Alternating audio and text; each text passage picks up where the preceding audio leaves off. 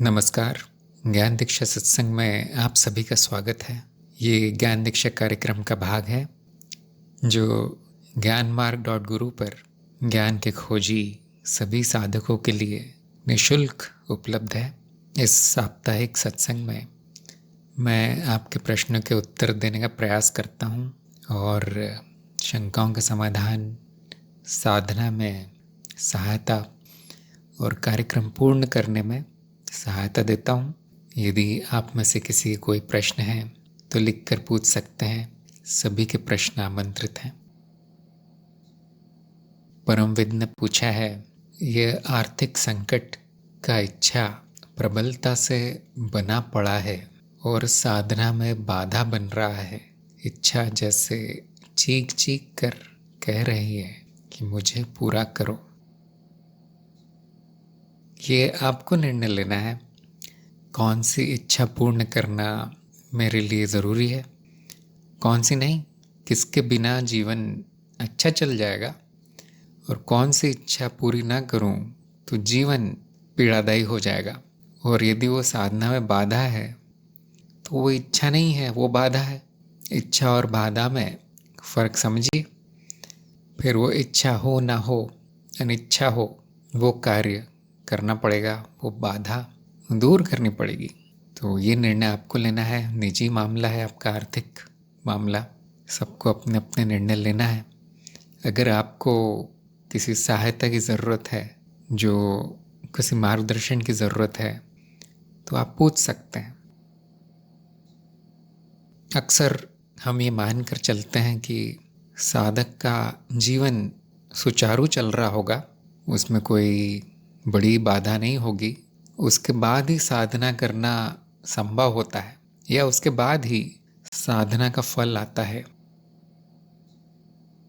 ये साधक के गुणों में लिख दिया गया है कि उसको आर्थिक रूप से संपन्न होना चाहिए, आर्थिक रूप से स्वतंत्र होना चाहिए, किसी और पर निर्भर ना हो साधक। जीवन साधारण होते हुए भी सरल होना चाहिए, उसमें संघर्ष ना हो। इसी प्रकार अच्छा शरीर, स्वस्थ मन, ये सब ज़रूरी बताए गए हैं साधक के गुणों में। क्योंकि ये अगर सब बिगड़ जाए, संबंध आदि, चाल चलन, व्यवहार, इसमें से कुछ भी बिगड़ जाए तो साधना प्रभावित होती है। उसके घर में पैसा नहीं है, उसके घर में रोटी नहीं है, तो उसको दर्शन शास्त्र, ज्ञान विज्ञान और साक्षी भाव की क्यों चिंता होगी? वो जीव ही कष्ट में है, तो कौन सी साधना होगी, कौन सा अध्यात्म होगा? इसलिए ये सब ज़रूरी माना गया है, पूर्ण होना चाहिए। उसके बाद साधना में सफलता की थोड़ी बहुत संभावना है, नहीं तो नहीं। इसलिए आपके पाठ में कहा गया है कि इनमें से कोई गुण कम लगे तो उसका विकास करना है, वो भी साधना का भाग है। उसको आप अशुद्धि मान सकते हैं या बाधा मान सकते हैं, फिर दूर करना है तो आप भी कर लीजिए। सभी को ये सुझाव है कि देखिए कौन कौन से गुण कम पड़ रहे हैं, बाधा बन रहे हैं साधना में, उनको दूर करते जाना है, उनका विकास करते जाना है, उन बाधाओं को दूर करते जाना है। कार्यक्रम में कहा गया है कि गुणों का विकास ज्ञान मार्ग का उपलक्ष्य है। इसके बिना कोई ज्ञान नहीं होगा, हो जाए तो स्थायी नहीं रहेगा। क्योंकि ये जीव, ये मनुशरीर यंत्र संघर्ष करता रहेगा।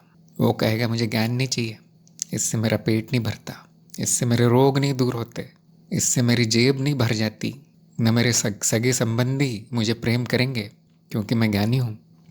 वो उसे प्रेम करेंगे जो घर में रोटी लाकर डालता है, जो घर में अनाज की व्यवस्था करता है। इसी प्रकार मैं महाज्ञानी हूँ, फिर भी मुझे कोई नौकरी नहीं देगा, मैं दुकान चलाऊँगा, मेरी दुकान से कोई खरीदेगा नहीं।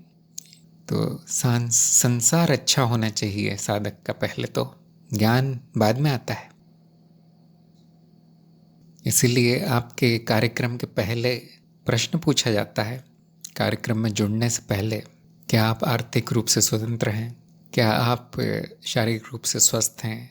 क्या आपका घर परिवार में कोई विरोध करता है इस मार्ग में आने से? पहले ही ये सब पूछ लिया गया था आपसे कि ये सब समस्या है तो आना ही मत।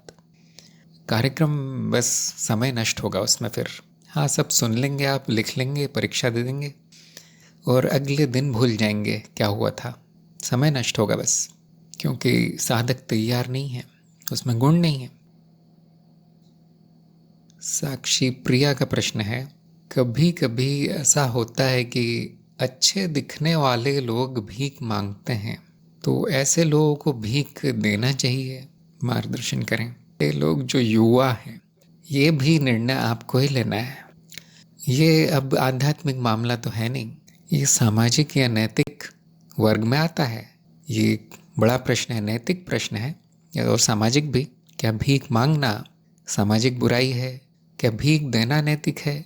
या भिखारी को भगा देना, उसको मरने देना नैतिक है? इस प्रकार के सामाजिक विवाद का मुद्दा है ये। तो आपको क्या मार्गदर्शन दिया जाता है? मैं अक्सर देता हूँ ये कि अच्छे बुरे का निर्णय आपको लेना है, नैतिक अनैतिक का निर्णय आपको लेना है। आप में ज्ञान है, आप में बुद्धि है, आप में विवेक है। आप स्वयं निर्धारित कीजिए कि मैं क्या नैतिक समझूंगी, क्या अनैतिक, क्या अच्छा है, क्या बुरा। स्वयं। इसमें एक ही समस्या आ सकती है कि आप दूसरों के कहने पर चले और अपनी बुद्धि का प्रयोग ना करें और हर मामले में ठीक वो करें जो दो लोग बताते हैं, जिसे कहते हैं पत्थर की लकीर। तो आप मुझसे पूछेंगे तो मैं एक सूत्र नहीं बताऊंगा, इसको भीख देना, उसको मत देना, बूढ़े को भीख देना, बीमार को भीख देना, युवा को मत देना, स्त्री को भीख देना, पुरुष को मत देना। मैं कभी नहीं बोलूँगा, क्योंकि हर मामले में एक आपको उसी पल निर्णय लेना है। जीवंत निर्णय होना चाहिए, ना कि रटा रटाया या किसी और का बताया हुआ। हो सकता है आपके साथ ही घटना हुई हो कि पूरी तरह स्वस्थ दिखने वाले व्यक्ति ने आपसे भीख मांगी हो, तो अधिकतर लोग यही कहेंगे उसको कमाना चाहिए, मेहनत करनी चाहिए, भीख नहीं मांगनी चाहिए। आप देखिए आपको ये जचता है क्या ये तर्क? कुछ लोग कहेंगे हो सकता है कोई विपदा हो, वो विपत्ति में हो, उसको तुरंत कुछ पैसे चाहिए हो तो दे देना चाहिए। तो ये क्या ये जमता है आपको? क्या ये सही है? आपकी बुद्धि क्या कहती है? हाँ, एक बात पूरी तरह तय है कि अगर ये व्यक्ति रोज रोज भीख मांगता है, रोज रोज तो विपदा नहीं आ सकती, रोज रोज तो वो संकट में नहीं होगा, उसने अपना व्यवसाय ही बना लिया भीख मांगने का, तो बड़ी समस्या है। फिर तो नहीं देना चाहिए। एक आध बार आ जाए वो तो ठीक है। आप पूछ सकते हैं कि क्यों तुम भीख क्यों मांग रहे हो, क्या समस्या है तुम्हें, क्या हुआ? उसका जवाब सुनिए, फिर निर्णय लीजिए। अगर आपके पास इतना समय नहीं है, मैं क्यों पूछूं आजकल किसी के पास समय नहीं है, तो अब अपना नियम बना सकते हैं कि मैंने नियम बना लिया कि मुझे किसी को भीख नहीं देना है, चाहे बूढ़ा हो, चाहे रोगी हो, चाहे जवान हो। नियम बना लीजिए। तो ये बड़ी एक दुख की बात है कि 2025 साल चल रहा है, फिर भी ऐसी कोई सामाजिक व्यवस्था नहीं है इस देश में जो भिखारियों को कहीं आश्रय दे पाए। कुछ नहीं है ऐसा।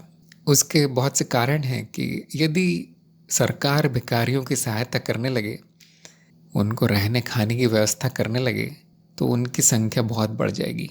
हर गांव से, दूर दराज से गरीब व्यक्ति शहर की ओर आ जाएगा कि हाँ यहाँ सब मिलता है, और वो शहर भिखारियों का शहर बन जाएगा। न उनकी कोई व्यवस्था करने का प्रयास करता है, न कुछ और। तो ये बड़ी समस्या है, जैसे बाकी सामाजिक समस्याएं हैं वैसी है, और हर व्यक्ति को इसमें अपना निर्णय लेना है। मैं साधक को एक चीज़ तो बता सकता हूँ कि दूसरे जो भी करें, भीख मांगे ना मांगे, उनको आप दे ना दें, स्वयं नहीं मांगनी चाहिए भीख। ये नियम सभी लोग बना लीजिए। मैं किसी से भीख नहीं मांगूंगा, मैं किसी और के पैसे का भोजन नहीं खाऊंगा, मैं अपने पैरों पर खड़ा रहूंगा, अपना कमाऊंगा। ये इससे आपकी आध्यात्मिक प्रगति होगी। बाकी समाज में आप जो भी करते हैं उसका इतना प्रभाव नहीं पड़ेगा आपकी साधना पे। अक्सर जिन साधकों की प्रगति हो जाती है वो समाज को पूरी तरह से नज़रअंदाज कर देते हैं, पूरा ही त्याग कर देते हैं। वो ना उसकी अच्छाई में रुचि लेते हैं, ना उसकी बुराई में, ना उनका कोई इसमें निर्णय होता है, ना उनका कोई नियम, ना उनकी कोई विचारधारा, कुछ भी नहीं। पूरा त्याग, 100% त्याग। उनसे अगर कोई पूछे कि ये करना ठीक है, वो करना ठीक है, क्या ठीक है, उनके मन में विचार भी नहीं आता, क्योंकि उन्होंने सोचना ही बंद कर दिया है। वो बस इतना जानते हैं कि क्या ज़रूरी है मेरे लिए, मेरे विकास के लिए, मेरी प्रगति के लिए क्या ज़रूरी, उतना कर देते हैं। तो ये बात ध्यान रखिए, स्वयं निर्णय लेना है, अपनी नैतिकता स्वयं तय करें, अपनी विचारधारा स्वयं बनाएं। यदि कोई संकट में है, सहायता मांगता है, उसी क्षण निर्णय लीजिए, किसी बने बनाए नियम के आधार पर नहीं, उसी क्षण पल में निर्णय लेना है। एक पल से दूसरे पल ऐसे जीवन जीना है, ना कि किसी विचारों के बंधन में बंधे हुए। और स्वयं का ध्यान रखना है कि मुझे ये सब नहीं करना जो बाकी लोग करते हैं। अगला प्रश्न है आदि प्रकाश का, क्या ये सब साक्षी भाव में संभव नहीं? पहले क्यों इच्छा पूरी करने की सुझाव दिया जाता है? क्या इच्छा साक्षी भाव में संभव है? हाँ, संभव है, ज़रूर कीजिए। क्या इच्छा है आपकी, बताइए। कौन सी इच्छा पूरी करना चाहते हैं साक्षी भाव में? आदि प्रकाश ने कहा मुझे और जानना है। बताइए क्या जानना है? आदि प्रकाश ने कहा है कि प्रगति क्या है, आध्यात्मिक कैसे क्या है? समझा नहीं कुछ भी। अध्यात्म का अर्थ है स्वयं को जानना, प्रगति का अर्थ है दुख और बंधन से मुक्ति। देखिए 2 सेकंड में सब जान गए आप। और क्या जानना है बताइए? एक एक वाक्य में उत्तर आ जाता है इसका। और क्या इच्छा है बताइए? मैंने खुद को जान लिया, पर अभी भी कुछ प्रश्न है। हाँ, पूछिए कौन सा प्रश्न है? जो सबसे महत्वपूर्ण प्रश्न है लिखिए। नंबर 1, ये सत्संग आपके प्रश्नों के उत्तर देने के लिए ही है, और गहराई से जानना। हाँ, पूछिए क्या जानना चाहते हैं, गहरा प्रश्न पूछिए। मैं तो सोच रहा था कि आपकी कोई इच्छा होगी। इच्छा बताइए आपकी क्या है? प्रश्न होना इच्छा थोड़ी है। प्रश्न होने का क्या अर्थ है कि अज्ञान है मुझ में। अगर अज्ञान है तो साक्षी भाव की ज़रूरत नहीं है उसको पूर्ण करने के लिए। अज्ञान जाने के बाद साक्षी भाव आता है, पहले नहीं।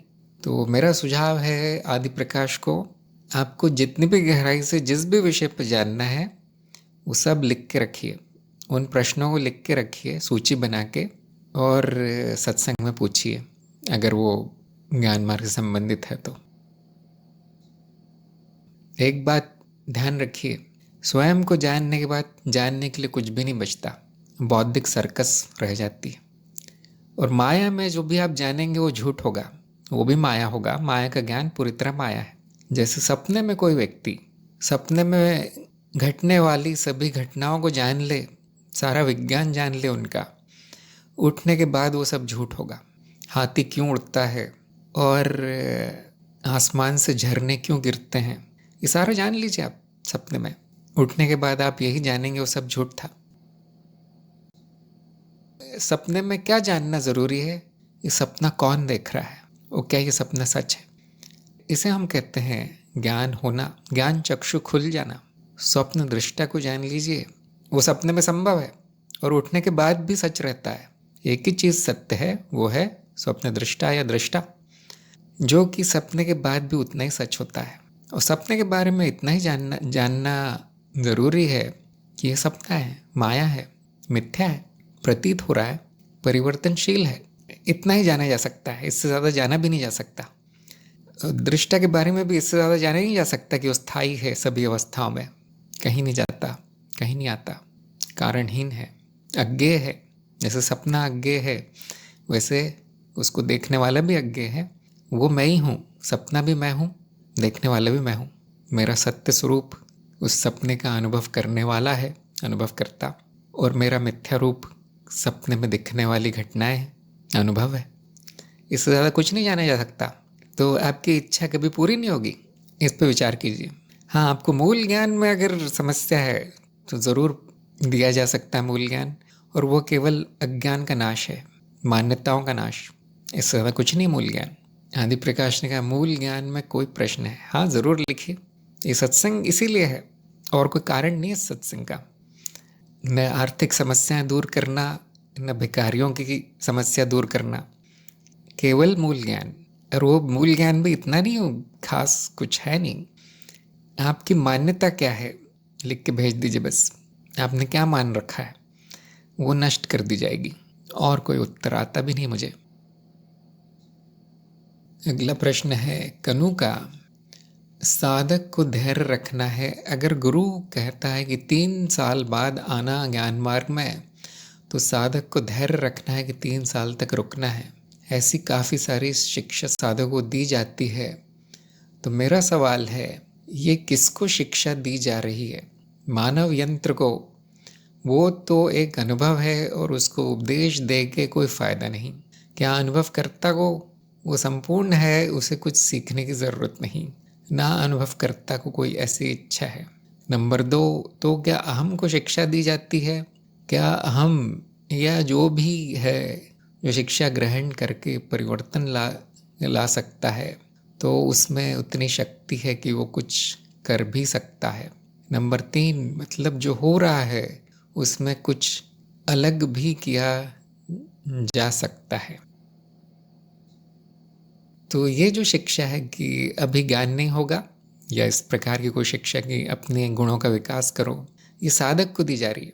जब उस व्यक्ति में ज्ञान नहीं है, उसने सुना भी नहीं कि वो क्या है, उस समय न अनुभवकर्ता को लाना ठीक है वहाँ, न मनोशरीर यंत्र को। वो साधक नहीं जानता कि अनुभवकर्ता क्या है, मनोशरीर क्या है, तो वो कभी पूछेगा भी नहीं।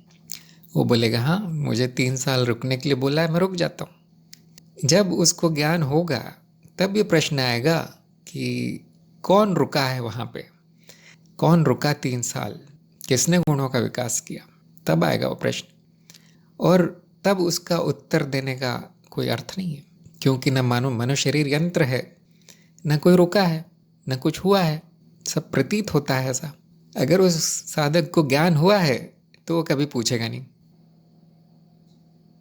साधक को उपदेश देने का फायदा होता है, उपदेश सुना जाता है, उपदेश पे कार्य होता है, और प्रगति हो जाती है, ज्ञान हो जाता है, यही फायदा है। जब ज्ञान हो जाता है तो न फायदा देखा जाता है, न नुकसान देखा जाता है, न ये प्रश्न आता है किसने क्या सुना, क्योंकि ज्ञान यही कहता है कि ये सपने जैसी घटना है, हो गई, और जो भी हुआ अच्छा हुआ, क्योंकि स्वयं का ज्ञान हो गया। अब जिसने भी सुना हो, जिसने भी माना हो, वो साधक ये भी कह सकता है कि गुरु भी मिथ्या है, गुरु भी अनुभव है, लेकिन आज तक कोई साधक ऐसा कहता नहीं है। वो कहता है जो भी है वो मैं ही हूँ, मैं ही हूँ, मेरा ही रूप है। ऐसा प्रतीत होता है कि गुरु के कारण ज्ञान हुआ, और नमस्कार करके चला जाता है। वो ये नहीं कहता कि ये मिथ्या था तो मुझे फ़ायदा हुआ या घाटा हुआ। अगर वो ये पूछ रहा है तो उसमें बहुत अज्ञान बचा है अभी। वो ये देखता है क्या हुआ, इन घटनाओं का परिणाम क्या हुआ, भले वो सब मिथ्या थी, ये सपना कैसे आगे बढ़ा। फिर वो जान पाता है कि अनुभवकर्ता की कोई इच्छा नहीं, अनुभवकर्ता कुछ सीखता नहीं। ये सब ज्ञान के बाद है, ज्ञान के पहले पूरी तरह इच्छा है। वहाँ पे किसी की भी हो, सीख भी सकता है, वो जो चाहे सीख सकता है। तो ज्ञान के पहले की घटनाओं को ज्ञान के बाद की घटनाओं में मिलाना ठीक नहीं है। या ऐसा भी कह सकते हैं कि सत्य को विसत्य में मिलाना ठीक नहीं है, परम सत्य को माया की घटनाओं में मिलाना ठीक नहीं है। आपने कहा था इतने बजे सत्संग में आ जाना शुक्रवार को। न समय सत्य है, न मनोशरीर यंत्र सत्य है, न कोई कुछ करता है, करता भी नहीं है, तो मैं कैसे आ जाऊं? अनुभव करता तो केवल देखता है, दृष्टा है, साक्षी है, कौन आएगा सत्संग में? तो इस प्रकार का प्रश्न क्या दिखा रहा है?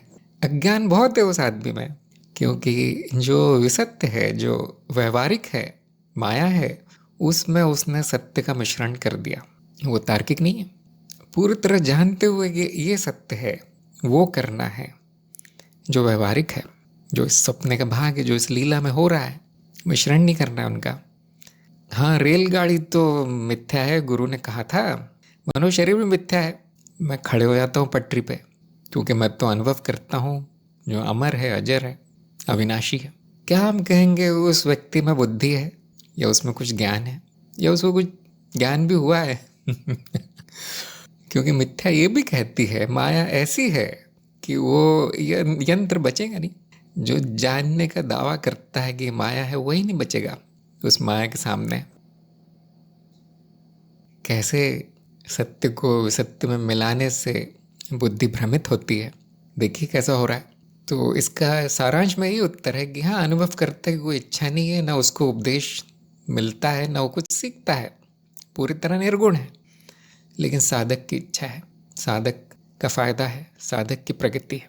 और अब इन दोनों का मिलाना नहीं है। उस साधक अनुभव करता ही है, उसी का मिथ्या रूप है। और जो भी ज़रूरी है उसको अपने स्वरूप में स्थित करने के लिए, उसको स्वयं से मिलाने के लिए वो कर दिया जाता है। और वो जो करता है वो गुरु है। वो गुरु स्वयं मिथ्या है, और जो भी किया गया वो भी मिथ्या है। जैसे जहर जहर को मारता है, एक कांटे से दूसरा कांटा हटाया जाता है और दोनों को फेंक दिया जाता है, वैसे ही माया का माया पर ही उपयोग कर दिया जाता है। ये विलक्षण मार्ग है। देखिए, ज्ञान मार्ग में ऐसा होता है और किसी मार्ग में नहीं। माया का माया पर ही प्रयोग करके हटा दिया जाता है उसको। अज्ञान से ही शुरू करके ज्ञान तक पहुंचाया जाता है। ये हटाने की प्रक्रिया है, घटाने की। कुछ मिलेगा नहीं, यहाँ तक कि शिक्षा भी नहीं मिलती, क्योंकि कुछ देने के लिए होता नहीं है। गुरु के पास कुछ है नहीं देने के लिए। छीनने के लिए हाँ, गुरु का काम है छीनना। छीन लेता है गुरु। क्या छीन लेता है? उसकी जो भी मान्यता है। तो ऐसा लगता है आप अभी भी ऐसा समझ रहे हैं कि ये शिष्य या साधक सच है, उसकी बराबरी अनुभवकर्ता के साथ की जा सकती है। बिल्कुल गलत है बात। देखिए, ऐसा नहीं। दूसरा प्रश्न है कि तो क्या अहम को शिक्षा दी जाती है? अहम का अर्थ है एक मानसिक वृत्ति जो घटनाओं को अपनाती है, वो विचार जो उपयोगी अनुभव को मैं या मेरा कहता है, विचार मात्र है। क्या उसको शिक्षा दी जा सकती है? विचार को मैं और मेरा धारणा है, क्या एक धारणा को कुछ सिखाया जा सकता है? देखिए, अहम की परिभाषा पर ध्यान दीजिए। अहम क्या है ये जानने का प्रयास कीजिए। अहंकार या अहम वृत्ति, वृत्ति मात्र है, सच नहीं है। कम से कम मनोशरीर और चित्त प्रकट है। अहम केवल धारणा है। मैं अगर पूछूं कि अहम कहाँ दिखाइए, तो आप उसकी तरफ इशारा नहीं कर सकते, क्योंकि वो विचार मात्र है। तो उसमें क्या शक्ति है अहम में? वो क्या कर सकता है अगर वो सीख नहीं सकता? तो अहम का कार्य जीव को जीवित रखना है, उसमें बहुत शक्ति है, ये उसका कार्य है। अगर वो ये अपना काम बंद कर दे, मैं और मेरा कहना, पहचान बनाना, अपनाना, ये इस मनोशरीर यंत्र में ये प्रक्रिया बंद हो जाए, तो वो ज़्यादा दिन जीवित नहीं रहेगा, या तो वो पेड़ पौधों जैसा हो जाएगा। उसमें एक और शक्ति है कि वो समर्पण कर सकता है। ये ज्ञान होने के बाद कि ये वृत्ति मात्र है, मिथ्या है पूरी तरह से, अहम की वृत्ति शांत हो जाती है। शांत का अर्थ ये नहीं कि वो नष्ट हो जाती है, उसमें अति नहीं होती, उसमें समर्पण की, आत्मसमर्पण की शक्ति है। उसमें ये परिवर्तन आता है। जहाँ ज़रूरी वो कहेगा हाँ ये मेरा है, जिसके बिना जीवन नहीं चलेगा, ये मैं हूँ कह देगा वो। जहाँ ज़रूरी नहीं है वहाँ वो समर्पित हो जाएगा, यहाँ मेरा काम नहीं है बोल के शांत रहेगा। अगला प्रश्न ये था कि जो भी हो रहा है उसमें कुछ अलग भी किया जा सकता है। अब पूछने का अर्थ ये है आपके कि जो भी हो रहा है वो परिवर्तन है, क्या परिवर्तन को परिवर्तित किया जा सकता है? क्या यही प्रश्न है आपका? आप परिवर्तन में परिवर्तन लाने का प्रश्न पूछ रहे हैं, तो बड़ा विचित्र प्रश्न है। क्या प्रश्न है बताइए?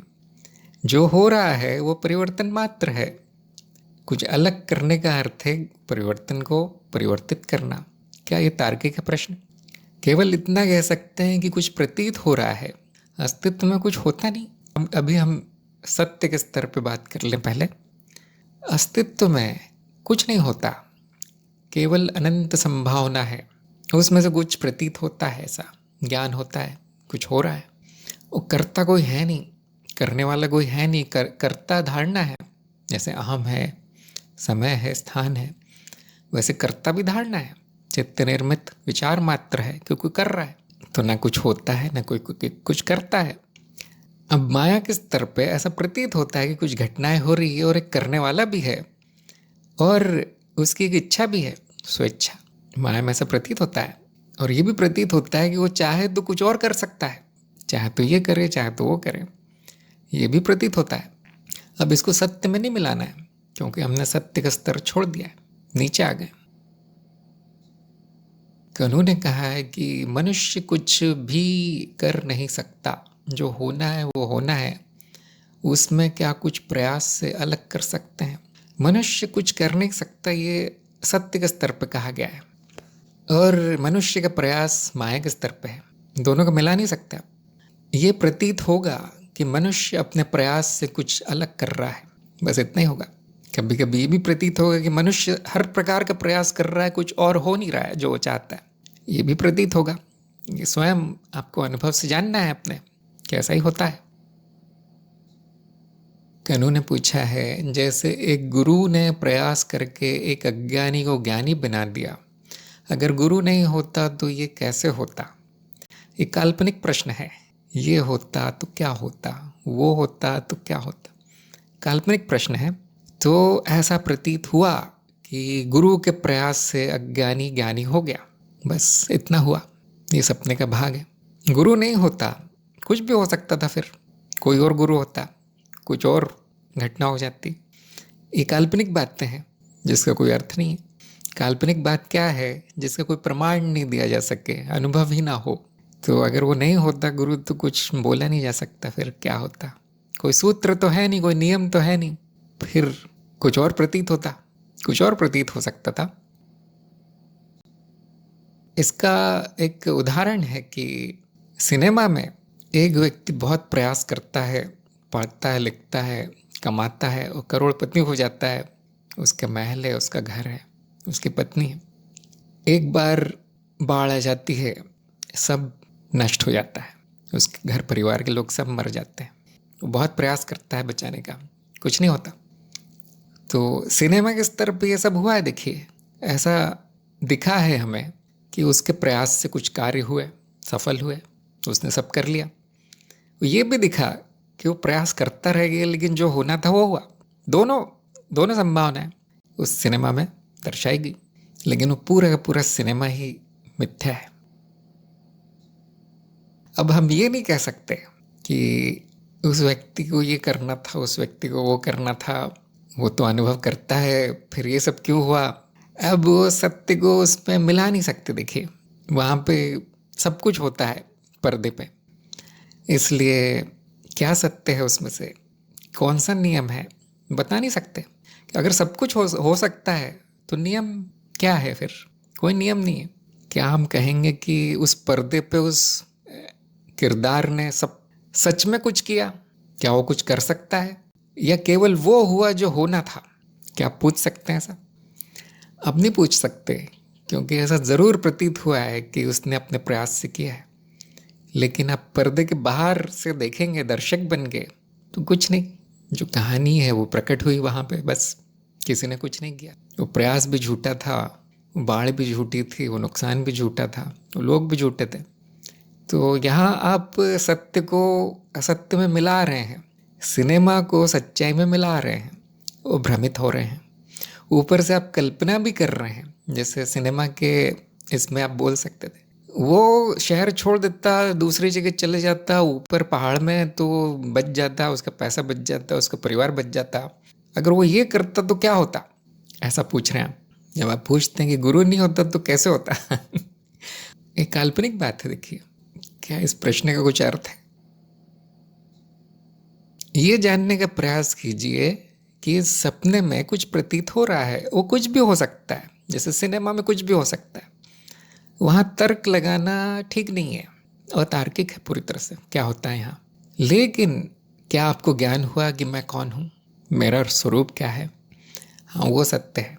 अब वो सपना पूरा त्याग देना है, सपने की सर्जरी नहीं करनी है।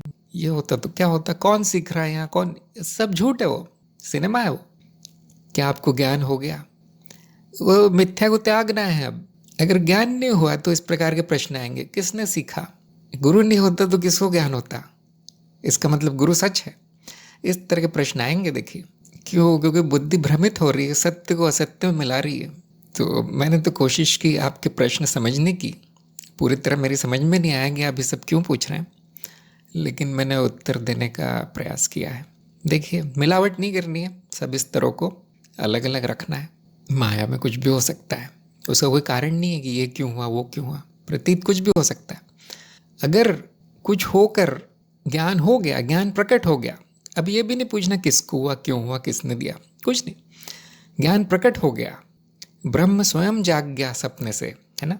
और तो कोई सपना है नहीं देखने वाला, साक्षी स्वयं है, साक्षी स्वयं जाग गया है सपने से, बस समाप्त, खेल खत्म, उसी दिन सब समाप्त।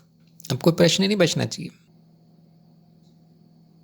क्या आप सपने से उठने के बाद प्रश्न करते हैं कि सपने में कोई बता रहा था जाग जाओ तुम्हें काम पे जाना है?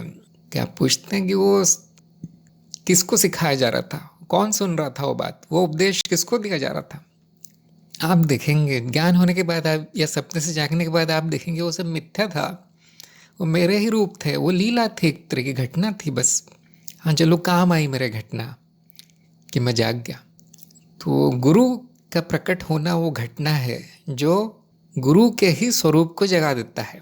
शिष्य और गुरु एक ही है। देखिए गुरु जानता है ये बात, इसलिए वो कोशिश करता है, प्रयास करता है कि शिष्य हाथ जोड़ के खड़ा है ज्ञान में, मैं भी वैसा होना चाहता हूँ जैसे आप है, यही बोल रहा है वो शिष्य मुझे भी ज्ञानी होना है। तो गुरु कृपा करता है। जैसे ही वो सपने से जाग जाता है शिष्य, वो यही देखता है कि न गुरु है न शिष्य है, न कोई कुछ हुआ, न किसी ने कुछ किया, न कोई करने वाला है, न कोई प्रयास था, न कोई इच्छा थी। अब मैं साक्षी हूँ, मैं जाग चुका हूँ। अब वो उसकी सर्जरी नहीं करता क्या हुआ था सपने के अंदर, न गुरु करता है। गुरु तो हंसेगा, ये क्या पूछ रहे हो, बोलेगा ऐसा कोई नहीं है, ये घटना हुई, इस घटना ने साक्षी को जगा दिया। क्योंकि अब कह नहीं सकते कि वो व्यक्ति की जगह है, व्यक्ति तो नहीं जग सकता, साक्षी को स्वयं से मिला दिया, इसीलिए उसका नाम है आत्म साक्षात्कार। स्वयं का साक्षात दर्शन, आत्मदर्शन, स्वयं का ज्ञान, आत्मज्ञान किसी को नहीं होता। केवल मिथ्या माया का जो कोहरा है छट जाता है, उसी को हम कहते हैं जागना। अब वो जागृत है। ये भी छोटी सी घटना है, बड़ी मज़े की बात है कि ज़्यादा देर नहीं रहती, सपना बदल जाता है, परिवर्तन हो जाता है, और जो कहता था मैं जान गया हूँ वो भी गायब हो जाता है। जिसको जाना गया है वो वैसा ही रहता है, वो देखता रहता है सपने को बदलते हुए। देखिए आप जाग गए या नहीं, कनू से मैं पूछ रहा हूँ। अगर आप जाग नहीं गए तो प्रयास कीजिए। देखिए कोई बुरी बात नहीं प्रयास करना, स्वयं को साधक मान के, स्वयं को मनुशरीर मान के प्रयास कीजिए। अगर बुद्धि कहती नहीं ये सब मिथ्या है, वो किसी ने कहा था, अहम मान लीजिए स्वयं, मैं अहम हूँ, कोई बात नहीं, शब्द ही तो है वो। पहला काम स्वयं को जानना है, कैसे, क्यों, कहाँ से, कौन गुरु है, गुरु क्या कर रहा है, गुरु नहीं होता तो क्या होता। ये पागलपन के लक्षण है। देखिए पहला काम जाग जाइए, उसके बाद आप खुद देखेंगे कि ये बुद्धि कैसे चल रही है मेरी, बेकार में चल रही हो, कोई तर्क नहीं है सब पूछने का। और क्या आपको जवाब मिलेगा? बिल्कुल नहीं मिलेगा। मैं सपने में 100 जवाब भी गढ़ के दे दूं आपको, सब झूठ है, वो सब झूठ है। मैं कितने भी सिनेमा का, रेलगाड़ी का, सपने का उदाहरण दे दूं, जिसको ज्ञान नहीं हो उसको कुछ नहीं समझ में आएगा, ये बात तय है। इसलिए स्वयं को जानना सबसे ज़रूरी है, ना कि बेकार का वाद विवाद, है ना, ये बेकार की कल्पना है। ये नहीं होता तो क्या होता बताइए, वो कुछ भी होता देखिए, लेकिन आपका तो समय नष्ट हो गया, आपका तो जीवन बर्बाद हो गया। एक जो घटना हो सकती थी अच्छी इस अस्तित्व में, वो भी नहीं होगी अब, क्योंकि जो लक्ष्य है उसको भुला दिया गया है। बुद्धि ने आपको इतना भ्रमित कर दिया है कि आपका जो लक्ष्य है उसको छोड़कर आप इन विचारों में लगे हैं। विचार ऐसा होना चाहिए, सत्य क्या है, कैसे जाना जाता है, माया को माया क्यों कहते हैं, ये नहीं कि सब माया, अब गुरु कुछ नहीं कर पाएगा, गुरु तो झूठ है, ये बुद्धि भ्रष्ट है, सही नहीं चल रही हो बुद्धि। बुद्धिमानी क्या है, जो भी हो मुझे पता नहीं है सब क्या है, माया है, सपना है, मुझे नहीं पता। कौन बता सकता है मुझे, कौन मुझे आगे बढ़ाएगा, कौन मेरी प्रगति करवाएगा, किस प्रकार का प्रयास मेरे प्रश्नों का उत्तर लाएगा। ये है सच्चा साधक, ये है बुद्धिमता। मंद बुद्धि क्या बोलेगा, इस किताब में लिखा था सब सपना है।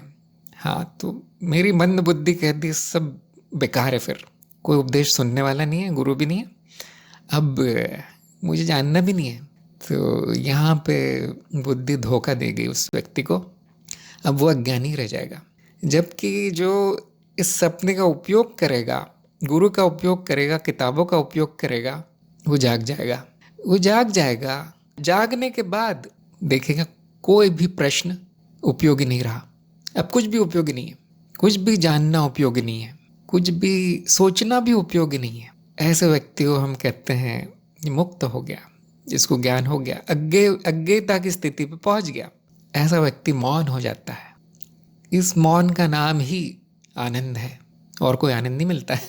यहाँ वो आनंद नहीं मिलेगा जो नाचते गाते खाते पीते उत्सव मनाने वाला आनंद ना। मौन, शांति, सन्नाटा, उससे ज़्यादा कुछ नहीं। क्या ये हो गया है? नहीं, बहुत अज्ञान बचा है। अब प्रयास को सत्य मान के प्रयास कीजिए, गुरु को सत्य मान के उपदेश लीजिए, मनो शरीर यंत्र को सत्य मान के मार्ग पर चलिए, अपने गुणों का विकास कीजिए। शुद्ध बुद्धि, खुला मन, खुले दिमाग का व्यक्ति, उत्सुकता, जिज्ञासा, मुक्ति की इच्छा। कनु ने कहा उत्तर से, यह मैं सत्य मिला के भ्रमित था। हाँ, ये प्रश्न दिखाते हैं कि अभी ज्ञान अच्छे से हुआ नहीं। अब गुरु का काम है यहाँ, अभी गुरु को छोड़ना नहीं है। सत्य क्या है उतना जानिए, बाकी बेकार की बातें। साधक के लिए सही प्रश्न क्या है? खासतौर से वो साधक जिसको गुरु मिल गया है। जिसको गुरु नहीं मिला उसको तो वो तो कितने भी प्रश्न पूछ ले वो बेकार है। जिसको गुरु मिल गया उसके लिए सही प्रश्न क्या है कि मैंने आपको सुना, आपकी सारी बातें सुनी, अब आपने जो बोला है उसका प्रमाण क्या है? तो गुरु ने तो बोला है, अब प्रमाण भी दिया होगा, नहीं दिया तो मिल जाएगा। अब साधक का कार्य क्या है? अपने अनुभव से वो प्रमाण जांचना। जो बोला गया है क्या वो सही है, क्या वो सत्य है? बस, इससे ज़्यादा कुछ नहीं, इससे ज़्यादा कोई प्रयास नहीं करना है। गुरु भी इससे ज़्यादा प्रयास नहीं करेगा। वो बोलेगा देखो ये शिक्षा है, अच्छा ये प्रमाण है, अब स्वयं अनुभव लो, स्वयं की बुद्धि चलाओ। हो गया तो हो गया, नहीं तो कुछ नहीं, कोई बात नहीं, सुखी रहो। मैंने आज तक किसी गुरु को संघर्ष करते हुए नहीं देखा। अध्यात्म ही क्यों, बाकी जगह भी ऐसे ही है। आपकी पाठशाला में वो पढ़ाते हैं, देखो एक गणित का ये सूत्र है, ये ऐसे क्षेत्रफल निकालो, सब लोग लिख लो। हाँ जी, वो ये नहीं देखते किस बच्चे को समझ में आया, किसको नहीं आया। अगर कोई एक आध प्रश्न कोई पूछ लेता है, हाँ उसको समझा देते हैं, लेकिन बहुत पीछे नहीं पड़ते उसके। क्यों? वो जानते हैं ये सब गणित वणित नहीं पढ़ेगा तो भी उसका जीवन अच्छा ही चलेगा, कुछ और काम कर लेगा वो। यहाँ कुछ जोड़ना घटाना नहीं है, ऐसा काम कर लेगा। वो ये नहीं कहते कि तुम्हारा जीवन बर्बाद हो गया, बिल्कुल नहीं।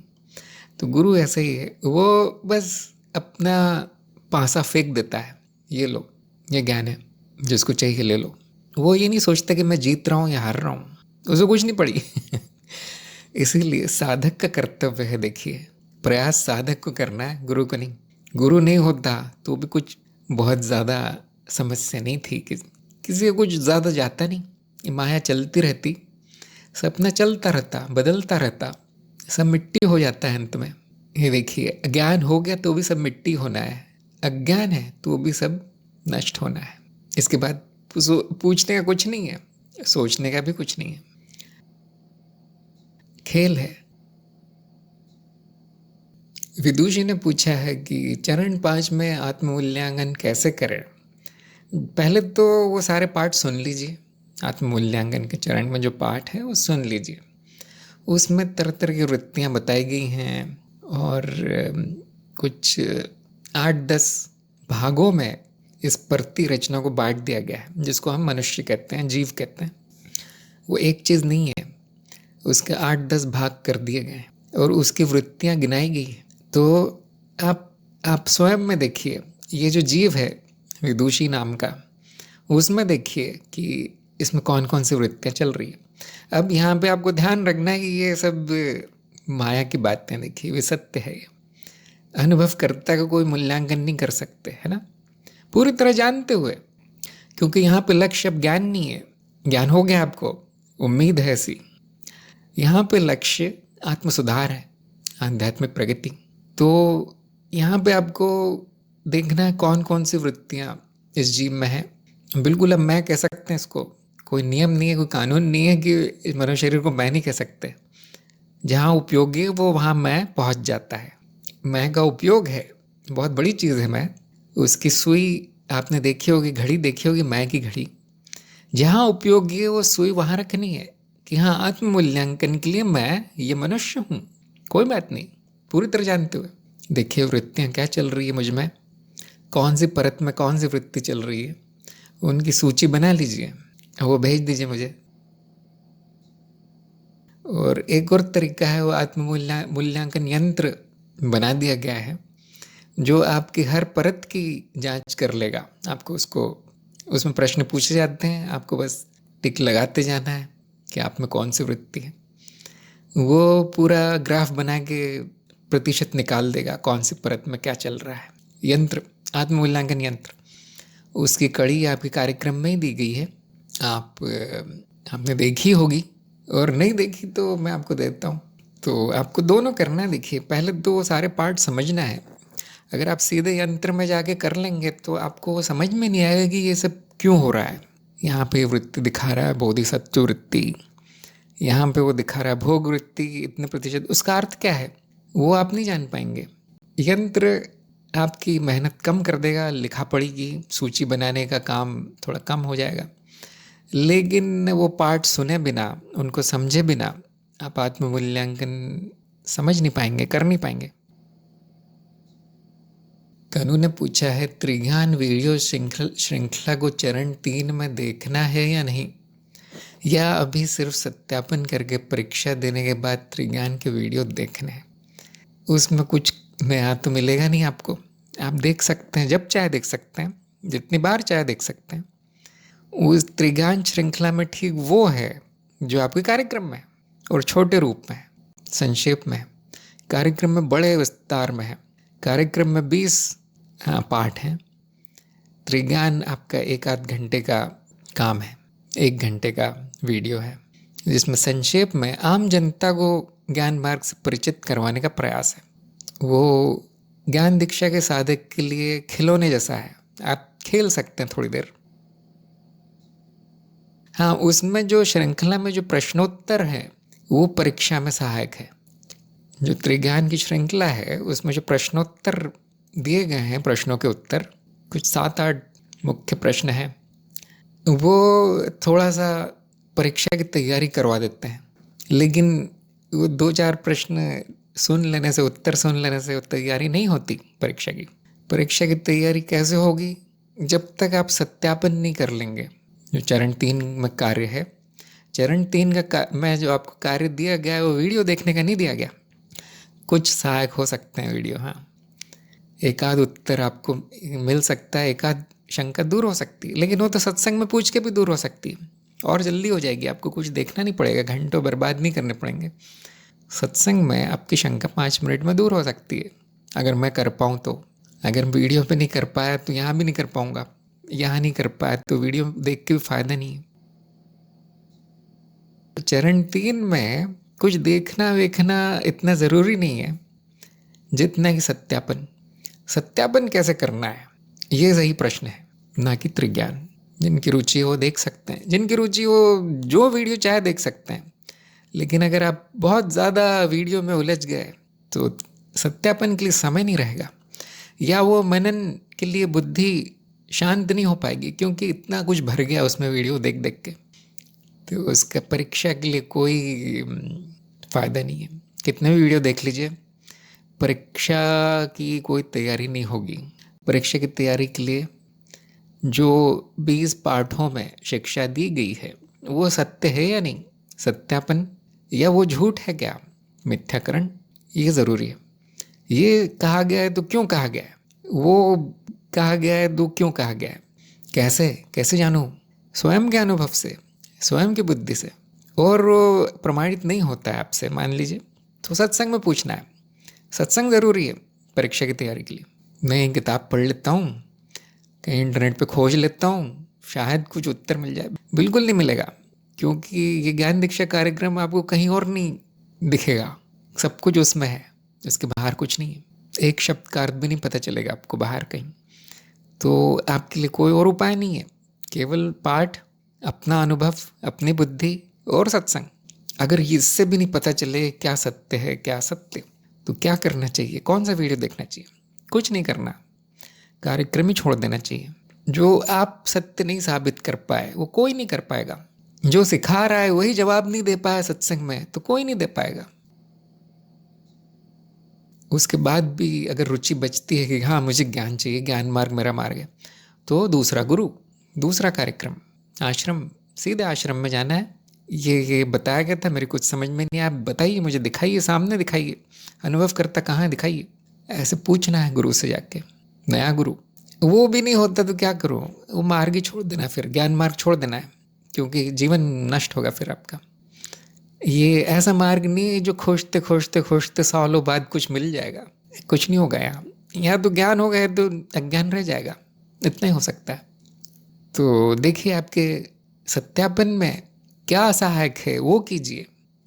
वहीं आपके चरण 3 में ही आपको एक कड़ी मिलेगी सत्यापन का के लिए जो सहायक लेख लिखा हुआ है मैंने, ज्ञानाक्षर पे एक लेख है कि शिक्षाओं का सत्यापन कैसे करें, ज्ञानाक्षर पे लेख है। और ज्ञानाक्षर के लेख की कड़ी आपके चरण 3 में ही मिलेगी नीचे, उपयोगी कड़ियों में, वो पढ़ना ज़रूरी है।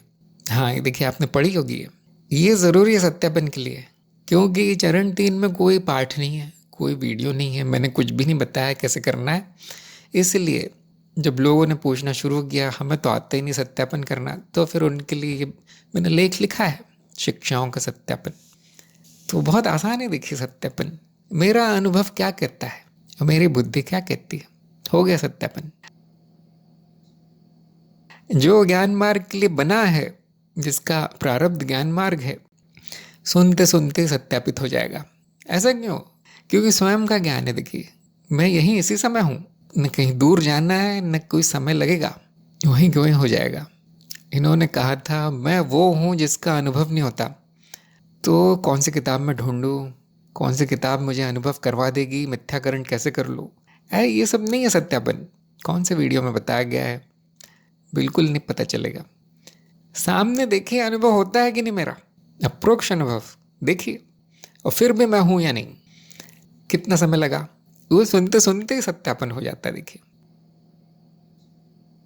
तो इसीलिए 1 महीने का समय दिया गया सत्य, जबकि वो 1 दिन का काम है, क्योंकि ज्ञान आध्यात्मिक ज्ञान है, यहीं होगा, इसी समय होगा, और कोई तरीका ही नहीं है ज्ञान होने का, वो किसी भी विधि से नहीं होगा, कितने भी आप कोशिश कर लीजिए। ज्ञान प्रयास से नहीं होता, ज्ञान देखने से होता है, दृष्टि डालिए उस पर। क्या विचार करने से हो जाएगा? बिल्कुल नहीं होगा। विचारों पे प्रश्न चिन्ह लगाइए, इसको हम कहते हैं मनन। मनन का अर्थ ये नहीं कि आप इधर उधर की काल्पनिक बातें सोच रहे हैं और ये सब, वो मनन नहीं है, वो आप कह सकते हैं कि विकार है एक तरह का। मनन ये है कि ये शिक्षा है, मुझे ये दिख रहा है, मेरी बुद्धि ये कह रही है, सही या गलत, बस इतना लिख लेना है। कॉपी पेंसिल लीजिए। अनुभव करता कि कोई शुरुआत नहीं है ना, ये शिक्षा है, कोई आरंभ नहीं है। फिर वहाँ पर सारा प्रमाण भी प्रस्तुत किया गया है, क्यों नहीं है। पता चलता है कि आरंभ और अंत दोनों मान्यताएं हैं। ये मान्यता है जो कि रोज की घटनाओं को देख के बना ली गई है, बस इतना देखना है। नहीं है, हाँ कोई आरंभ नहीं, कोई अंत नहीं है, अपनी कॉपी पे टिक लगा देना, हाँ ये सही। सारी शिक्षाओं को ऐसे सत्यापित करना है। एक आध जगह शंका आएगी, क्योंकि आप लोग नए नए हैं, आप पंडित तो हुए नहीं, तो उसके लिए सत्संग है, वो उनको लिख के रखना है। देखिए अगर आप जो सिखाया गया है उससे संबंधित प्रश्न करेंगे तो हो सकता है मैं कुछ उत्तर भी दे दूं, नहीं तो मैं कुछ नहीं कर सकता। देखिए मेरे पास कोई उत्तर नहीं है। प्रश्न कैसे पूछना है सत्संग में, ज्ञान दीक्षा कार्यक्रम के ये वाले भाग में ये बताया गया था, वो गलत है, मेरा अनुभव कुछ और है, बस इतना पूछना है। फिर मैं कोशिश करूँगा कि आपको सही अनुभव की तरफ संकेत करवा दिया जाए। देखिए आप दाईं तरफ देख रहे हैं, बाईं तरफ देखिए, ऐसा मैं बोल सकता हूँ, इससे ज़्यादा कुछ नहीं हो सकता सत्संग में भी। और अगर आप देख पाए, वो बात समझ पाए, तो वो शंका चली जाएगी। अक्सर उत्तर नहीं आता, शंका नष्ट होती है, बस मिलेगा कुछ नहीं। हाँ ऐसे सत्यापन होगा। जिन्होंने कर लिया है सत्यापन, उनकी परीक्षा बहुत अच्छे से पास होगी, उनको बहुत अच्छे अंक मिलेंगे, क्योंकि परीक्षा में ये नहीं पूछा जाता कि आपने कितना याद किया है, किसने क्या कहा था, क्या होता है अनुभव करता, ये सब नहीं पूछा जाता। परीक्षा में कुछ प्रश्न ऐसे होते हैं जो ये जांचते हैं कि आपने उसके बारे में कुछ सोचा या नहीं, मनन हुआ या नहीं। ये होती परीक्षा। वो कितने भी किताबें पढ़ लो, कितने भी वीडियो देख लो, कितने भी लोगों से पूछ लो। मैंने देखा अक्सर लोग बाहर जाके, दूसरे ग्रुप में जाके, दूसरी सत्संग में जाके पूछते हैं, कुछ नहीं होगा देखिए। दूसरे लोग जो उत्तर देंगे आप उसको रट लेंगे, उसको याद कर लेंगे, उसको ज्ञान नहीं कहते। देखना है वो सच क्यों है, जो शिक्षा है वो वैसी क्यों है, वैसा ही क्यों बोला गया है। एक और बात ध्यान रखनी है कि हजारों सालों से यही शिक्षा है। ठीक वही है, शब्द बदलते रहते हैं बस। आधुनिक युग में आधुनिक शब्द हैं, प्राचीन युग में प्राचीन शब्द हैं, और कुछ नहीं। तो जब कुछ गलती मिले तो 99% संभावना है कि वो साधक गलत है, शिक्षा नहीं। वो पूरी तरह स्थापित है हजारों वर्षों से, फिर भी हम कहते हैं नहीं, इसको मान नहीं लेना है, जांचना है। स्थापित है तो क्या हुआ, आपके लिए तो सत्य नहीं हुआ, मेरे लिए सत्य है या नहीं, ये जानना सत्यापन है। फिर मैं देखता हूँ कि उस साधक ने क्या किया है, कुछ जाना भी या नहीं, वो परीक्षा है। और वो परीक्षा 50% अंक में पास हो जाते हैं। तो अगर उसने कुछ ज़्यादा जाना नहीं, ज़्यादा समझा नहीं, तो भी वो कभी कभी पास हो जाते हैं लोग, और मुझे उसमें कोई समस्या नहीं है। क्यों? क्योंकि ज्ञान बीज पड़ गया है, इतना काफ़ी, श्रवण काफ़ी है उस व्यक्ति के लिए जो कुछ समझा नहीं, सत्यापित नहीं कर पाया, कोई बात नहीं। वो संस्कार पड़ गया उसमें ज्ञान का, कि उसकी इस जन्म की उपलब्धि उतनी है। जैसे कि मैंने कहा, गुरु को कोई चिंता नहीं होती कौन क्या सीख रहा है, तो उसको आगे बढ़ा दिया जाता है, कार्यक्रम में आगे बढ़ा दिया जाता है। यहाँ तक कि कभी कभी वो लोग सारा कार्यक्रम पूर्ण भी कर लेते हैं। फिर ऐसा प्रश्न आता है 1 साल बाद कि ऐसा कुछ कीजिए कि अनुभव करता है, ऐसा चमत्कार कर दे कि मेरे जीवन में सुख सुख आ जाए, ऐसे कुछ वो शिष्य इच्छा प्रकट करता है। और मैं कभी कभी हंसता हूँ, कभी कभी सोचता हूँ ये कार्यक्रम पूरी तरह से विफल रहा है, इसको बंद कर देना चाहिए। लेकिन पूरी तरह जानते हुए कि हर कोई इसको समझ नहीं पाएगा, हर कोई सत्यापित नहीं कर पाएगा, न सभी के काम आएगा ये ज्ञान। बहुत से लोगों का तो लक्ष्य ही नहीं है ज्ञान, उनका मार्ग ही नहीं है ज्ञान मार्ग। वो आ गए हैं देखने की ये क्या है, ये व्यक्ति ऐसा कुछ बोलता रहता है, अजीब अजीब बातें, क्या सिखा रहा है, देख लो। इतना ही कर पाते हो तो उसको कुछ मार्गदर्शन दे के भेज दिया जाता है। क्या काम का है मेरे, देखिए उसमें। और तीसरी बात यह है कि इस तरह का कोई कार्यक्रम नहीं है इस सृष्टि में इस समय, इसलिए कोई और आपकी सहायता नहीं कर पाएगा। इस तरह की शब्दावली कहीं नहीं है, कहीं भी खोजने जाएंगे किसी भी किताब में ये शब्द नहीं मिलेंगे जो इस कार्यक्रम में रखे गए हैं। उसका कारण है, वो सब अब मैं बताना नहीं चाहता, जानबूझ के ऐसा किया गया है ताकि वो साधक का पूरा ध्यान वहाँ जाए, कार्यक्रम पे जाए। फिर भी वो इधर उधर भागता है, उसकी बुद्धि इधर उधर दौड़ती है, तो फिर वो समय नष्ट करने के बराबर है। देखिए, आदि प्रकाश ने कहा है कि शंका का उत्तर मुझे भी मिल गया। आप शायद कह रहे हैं शंका का उत्तर मिल गया आपको। आपने कहा साक्षी भाव में कोई वृत्ति वैसे ही चलती रहती है, मैं बस साक्षी भाव में वृत्ति देखने लगते हैं। हिंदी तो बहुत बुरी है, हिंदी बहुत बुरी है। पहला गुण तो यही है, देखिए आपको हर चीज़ जानना है गहराई में, हिंदी नहीं सीखना मुझे, ये कैसे संभव है। देखिए आगे लिखा है इन्होंने, अगर हम देखते हैं अगर कोई व्यक्ति रियल लाइफ में कोई संकट में आ जाए तो पूरे तरीके से हाथ पर मारेगा, अपना पूरा प्रयास करेगा। मेरे लिए मानना मुश्किल है कि अगर हम उसे बता ये नाटक है, तब भी वो उसी तरह से अपना पूरा प्रयास करेगा। हाँ, आपकी बात सही है, लेकिन आप पूछना क्या चाहते हैं? आपके लिए मानना मुश्किल है? क्या मानना मुश्किल है? आपको ऐसे व्यक्ति कुछ बताना नहीं है जो हाथ पैर मार रहा है, संकट में है, क्या आप उसको ज्ञान की बातें बता सकते हैं? अगर वो आपका दोस्त है तो दुश्मन हो जाएगा, अगर आपका परिवार वाला है तो गुस्सा हो जाएगा, वो नफरत हो जाएगी उसे। आप पूछना क्या चाहते हैं, क्या करना चाहते हैं, बताइए। काल्पनिक बातें मत पूछिए। आपके जीवन में अगर कोई संकट में है कोई दूसरा व्यक्ति, पूछिए सच में है तो ऐसा। ये सब नाटक है, किसी को नहीं बताना है, किसी को नहीं, किसी की रुचि नहीं और कोई मानेगा भी नहीं। ऊपर से आपके संबंध बिगड़ जाएंगे उससे। यहाँ तक कि साधक के लिए भी ये नाटक नहीं है, साधक को भी ये खेल सच मान के खेलना पड़ता है। कोई कोई शंका हो तो बताइए इसमें। सत्य किसी काम का नहीं है जीवन में। कनु ने पूछा है, ये लिंक पढ़ के जान लूंगा सत्यापन कैसे करना है, पर अभी आप सामने हैं तो पूछ लेता हूँ कि सत्यापन या मनन करने के लिए कोई अच्छा टाइम है, जैसे सुबह जल्दी करना है या शाम को, क्योंकि रात को होगा नहीं, शरीर थकान के कारण मनन करने नहीं देगा। तो उत्तर तो आप ही ने दे दिया है। तो जब थकान हो, रात हो या मन अशांत हो, वो समय छोड़ के बाकी समय आप कर सकते हैं। अगर मैं कहूँ कि इतने बजे से इतने बजे करना यही नियम है, सबको करना है, तो चलेगा नहीं नियम, क्योंकि सबके लिए अलग अलग समय उचित होगा। और एक दिन ये समय है, लेकिन दूसरे दिन हो सकता है उसी समय आपको कुछ और काम पड़ जाए।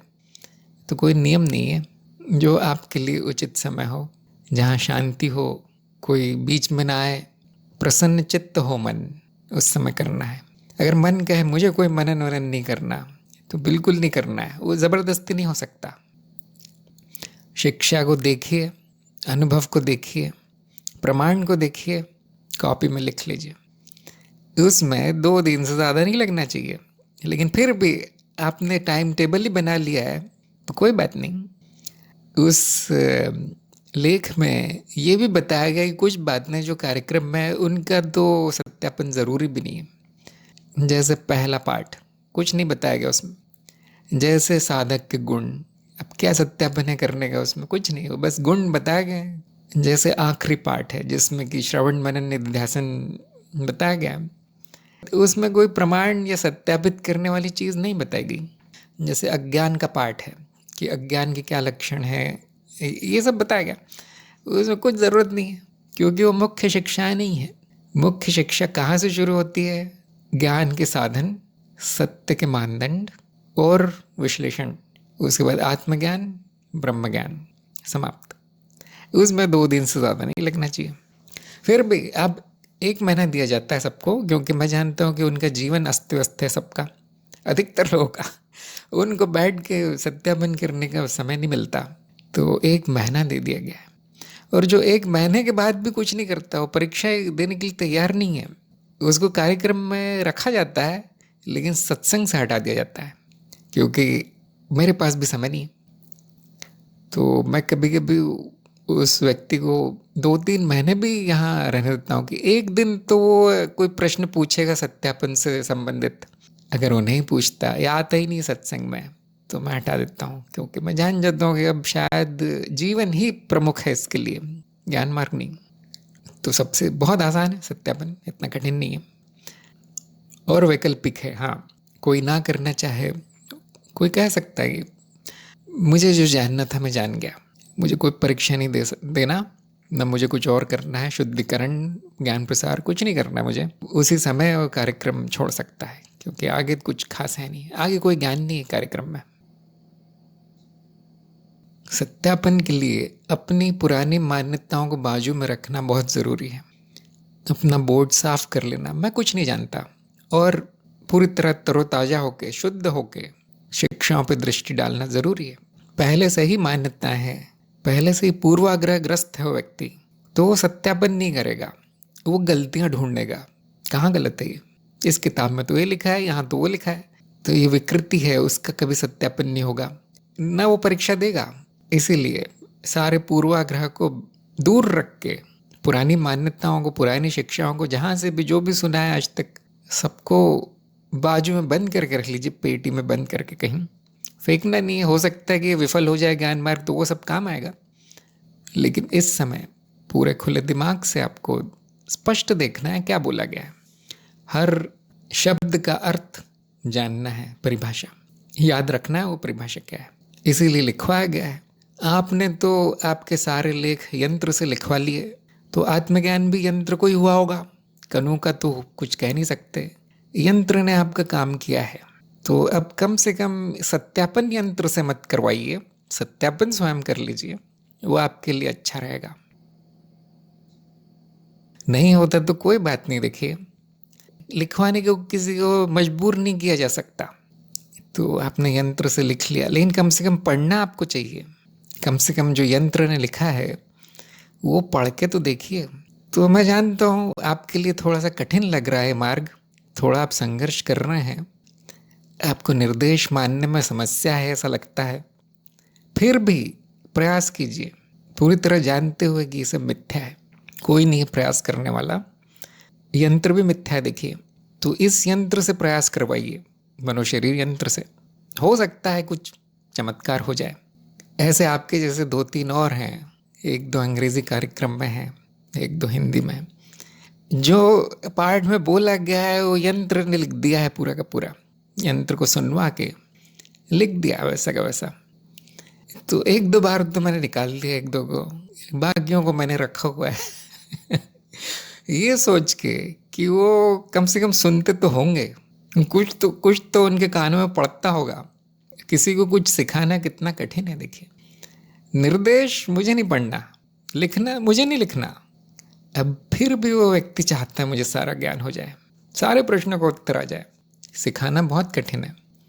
अगर कोई व्यक्ति सारे निर्देशों का पालन कर ले तो उसे बड़े सुगमता से बैठे बैठे सारा ज्ञान हो जाएगा, वो बहुत बड़ा पंडित हो जाएगा। बहुत कम होते हैं, 10 में से 1 निर्देश पढ़ता है कार्यक्रम का। अब आप लोग समझ गए होंगे कि ये जो बड़े बड़े गुरु हैं वो इतने पैसे क्यों लेते हैं, या उनके आश्रम में रहने के लिए इतना खर्चा क्यों आ जाता है, वो सबको क्यों नहीं लेते। यही कारण है कि वो लोग क्या चाहते हैं उनको पता नहीं है। पहली बात, क्या सीखना है उनको नहीं पता। अगर किसी को मन में आ गया चलो ये सीखते हैं, आत्मज्ञान लेते हैं, तो वो गुरु के बिना करने का प्रयास करते हैं, कोई नहीं मैं ही गुरु हूँ अब तो। उसके बाद वो कोई 10 में से 1 व्यक्ति गुरु के पास जाएगा तो गुरु जो निर्देश देता है, अच्छा ये यहाँ लिखो, ये परिभाषा लिखो, सार लिखो, सारांश, तुम अपने घर में सभी यंत्र मंत्र करते रहना, मुझे कुछ नहीं करना, यहाँ ये लिखो कार्यक्रम में, नहीं मुझे नहीं करना अरे तुम्हें ज्ञान नहीं होगा, सत्संग है ना, मैं आपसे पूछ लूँगा। तो इसीलिए बहुत कठिन है किसी को कुछ सिखाना, क्योंकि साधक के गुण करीब करीब पाना सब में असंभव है। फिर भी प्रयास किया गया है, आप इसका लाभ उठाइए। मैं जहाँ तक होगा, मेरी जितनी भी क्षमता है वहाँ तक मैं उत्तर दूंगा। उसके आगे मैं कुछ चमत्कार नहीं कर सकता। देखिए, मुझे कोई उत्तर आता भी नहीं है, ना मुझे कोई ज्ञान है, कोई ज्ञान भी नहीं है। इतना ज़रूर बताया जा सकता है कि वो जो ज्ञान दीक्षा कार्यक्रम में बोला गया है वो क्यों बोला गया है, इतना बता सकता हूँ मैं, बाकी कुछ नहीं हो सकता। सब आपको करना है। जैसे हम दावा करते हैं ना कि बहुत जल्दी हो जाता है, घर बैठे हो जाएगा, ऑनलाइन हो जाएगा, आप कर लीजिए, ज्ञान हो जाएगा सारा। इसका अर्थ ये नहीं कि मैं कुछ कर रहा हूँ, इसका अर्थ ये है कि वो व्यक्ति तैयार है, उसको मिल जाएगा बैठे बैठे, कोई चमत्कार नहीं है। तो यंत्र के बारे में मैं बात बताना चाहता था। जो लोग सुन रहे हैं हमारी सत्संग बोधि वार्ता पे या बाकी लोग, मैं मना नहीं करता। देखिए, तकनीक का उपयोग करना, विज्ञान का उपयोग, यंत्रों का उपयोग मना नहीं है। अंत में नुकसान किसका है? देखिए, नुकसान किसका है, कोई भी बुद्धिमान आदमी जान सकता है। क्यों? देखिए, अगर वो वहाँ पे कुछ शब्द प्रकट करना ही हमारा उद्देश्य होता कार्यक्रम में आगे, तो मैं आपको लिखाया दे देता वहाँ पे सारा। वैसे भी लिखा हुआ है सारा, किताबें प्रकाशित हैं ना, किताबें प्रकाशित हैं, सारा ज्ञान दीक्षा कार्यक्रम किताब के रूप में प्रकाशित है। जो लिखा जाना था वो लिख दिया गया है। यहाँ क्या हो रहा है, यहाँ आपके मन में संस्कार डालने का प्रयास है, और वो लिखने से बड़ा आसानी से हो जाता है। अगर आप लोग यंत्र वंत्र यहाँ से कॉपी पेस्ट करके वो सब करके काम चलाना चाहते हैं कि ज्ञान हो जाएगा मुझे, तो बस समय नष्ट होगा। जो यंत्रों की सहायता से लिखा गया, मैं पढ़ता भी नहीं हूँ उसको, क्योंकि मैं जानता हूँ कि उसने नहीं लिखा। फिर भी मैं आगे बढ़ा देता हूँ, क्योंकि मेरा तो कुछ नहीं जा रहा वो अपना समय नष्ट कर रहा है बस। तो कुछ नहीं कर सकते। देखिए, जो निर्देश नहीं मानता उसका मैं भी कुछ नहीं करता। कनु ने कहा है, चमत्कार अभी हो गया, सवाल पूछने के पहले जवाब मिल गया। मैं पूछने वाला था कि किसी ने मुझे भगवत गीता दी है तो क्या वो भी साथ में पढ़ सकता हूँ, पर आपने पहले ही जवाब दे दिया। आप पढ़ सकते हैं, आपका समय नष्ट होगा बस, क्योंकि परीक्षा में भगवत गीता से प्रश्न नहीं आने वाला न वो पढ़ने से ज्ञान होता है। ये सब बातें आपके कार्यक्रम में बताई गई है कि ज्ञान के साधन क्या है, ज्ञान कैसे होता है, किस प्रकार का ज्ञान होता है, नकारात्मक सकारात्मक। ये भी देखिए कि आपके पास सारा जीवन है अलग अलग किताबें पढ़ने के लिए, सारा जीवन है, लेकिन सत्यापन के लिए 1-2 हफ्ते हैं। वहाँ पर भी आपको वो काम करना है जो कि सारा जीवन आप कर सकते हैं बैठ के। तो ये किस प्रकार की बुद्धि है, आप बताइए। आपकी प्राथमिकता यहाँ पे क्या दिखा रही है कि वो सब करूँगा मैं कार्यक्रम छोड़ के जो मैं कभी भी कर सकता हूँ। तो केवल आप नहीं, ऐसे बहुत लोग हैं ठीक वो करना चाहते हैं वो कार्यक्रम के दौरान जिसके लिए सारा जीवन पड़ा हुआ है। तो उनका भी कुछ नहीं होता। उनको केवल इतना बताया गया है, देखिए ये है, लिख लीजिए, सुन लीजिए, लिख लीजिए, श्रवण लेखन, सत्यापन कर लीजिए, अपना अनुभव देख लीजिए, आपके अनुभव में क्या है, कोई प्रश्न हो पूछ लीजिए। वो इतना भी नहीं कर पाते। क्या करते हैं वो, ठीक वो जो कि बिल्कुल ज़रूरी नहीं है, उनके जीवन का लक्ष्य नहीं है। क्यों कहीं पर ये शंका आ गई है कि ये कार्यक्रम बेकार है, इस गुरु ने जो बोला वो बेकार है, असली ज्ञान गीता में है। ये शंका आ गई उनके मन में, श्रद्धा नहीं है। तो अब श्रद्धाहीन को ज्ञान नहीं हो सकता पहले श्रद्धा होना ज़रूरी है। ये भी साधक का गुण है कि गुरु के वाक्य पे, गुरु के निर्देश पे भले ही समझ ना आए क्या क्यों बोल रहे हैं, ये मुझे ऐसा क्यों बोला करने के लिए, स्लेट साफ करो और खुले मन से आओ, कुछ ना समझ में आए, फिर भी जिसमें श्रद्धा है, बुद्धि कम भी है चलेगा, उसको ज्ञान हो जाता है, क्योंकि गुरु की विधि वो पूरी तरह से अपना रहा है। श्रद्धा ज़रूरी है, विश्वास ज़रूरी है कि वो जो मुझे सिखा रहा है वो मेरे भले के लिए सिखा रहा है। वो 9 कदम चल के आया है मेरे पास, मैं कम से कम 1 कदम तो चलूँ। ठीक है, जाने दो, यंत्र से लिखवा देता हूँ, गीता पढ़ के परीक्षा दे देता हूँ ये है श्रद्धा उस व्यक्ति की। तो क्या होगा, तो आप सही जगह आए हैं। आपको यहाँ पे कड़वे वचन सुना सुना के भेज दिया जाएगा, भले ज्ञान हो ना हो, आपको आपकी गलतियाँ ज़रूर बता दी जाएगी, ताकि आपको अगली बार अगले अगले गुरु के सामने ये समस्या ना आए। इतना ज़रूर किया जा सकता है। विदुषी ने कहा है कि बहुत जगह से ज्ञान प्राप्त करने का प्रयास किया, परंतु तृप्ति नहीं होती थी। इस ज्ञान मार्ग ने वास्तव में चक्षु खोलकर आत्मज्ञान दे दिया। तर्क एवं अनुभव से जांचने पर सत्यापित भी किया। बस अब शाब्दिक ज्ञान को पूरी तरह से आत्मसात करने हेतु प्रयासरत हूँ। गुरु क्षेत्र की कृपा बनी रहे बस। अब बहुत अच्छी बात है। तो आप जैसे शिष्यों के कारण ही ये कार्यक्रम चल रहा है। देखिए ये हिंदी है, सभी लोग देखिए कितनी सीधी सरल शुद्ध हिंदी। जो लोग हिंदी नहीं लिख पा रहे हमारे यहाँ, देखिए ये ऐसी होती है हिंदी। मैं कहता हूँ सीख लो भाई, हिंदी लिखना सीख लो। नहीं, पहले गहराई में जाके सारा ज्ञान विज्ञान सीखूंगा तो कुछ नहीं कर सकते। देखिए तो 1-2 लोग हैं जिनमें गुण है, जो सीखना चाहते हैं और उनको लाभ होगा। जैसे विदुषी ने बताया, लाभ होगा उनको, यहाँ तृप्ति होगी। बाकी जिनकी जो इच्छा है करते रहें, लेकिन उम्मीद ना रखें। तो चलते रहिए, आप कार्यक्रम में चलते रहिए, काफ़ी संभावना है। मैं ऐसा नहीं कहता कि एक बार में आपको अनुभव हो जाएगा, एक बार में बुद्धि कह देगी हाँ ये पूरी तरह सत्य 100%। हो सकता है कि कुछ दिन लग जाए उसमें, हो सकता है। कभी कभी मैं कहता हूँ ज्ञान मार्ग गणित की तरह है। अगर 2 और 2 4 है तो 4 ही है, वो तुरंत उत्तर आ जाता है और कुछ हो नहीं सकता। आप 1 साल भी हल करते रहें उस सवाल को, वो उत्तर 4 ही है, गणित की तरह है। और एक जगह गलत निकलने पे सारा ज्ञान मार्ग गलत सिद्ध हो जाता है। गणित में जैसा होता है, एक चरण गलत हो तो उत्तर गलत आता है, इसलिए यहाँ प्रगति नहीं होती। वहीं हो जाएगा जहाँ कहा गया है कि ये सत्य है, वहीं दिख जाएगा, नहीं तो नहीं होगा। 2 और 2 4 आप पूरे जीवन भर भी प्रमाणित करते रहे, सत्यापित करते रहे और नहीं होता वो सत्य, तो कभी नहीं होगा। तो जारी रखिए, जिनको लाभ हुआ है जारी रखिए। और लाभ कैसे लेना है, वो बहुत आसान है, निर्देशों का पालन करना है। कम से कम उससे थोड़ी संभावना है कि कुछ होगा। और अगर आप निर्देशों का पालन भी करते हैं, हर अक्षर का पालन करते हैं निर्देश के, फिर भी नहीं होता तो कोई बात नहीं, प्रयास तो किया, कोशिश तो की पूरी ईमानदारी से, नहीं हुआ तो कोई बात नहीं, ये मार्ग आपके लिए नहीं है ऐसा समझ के छोड़ देना है।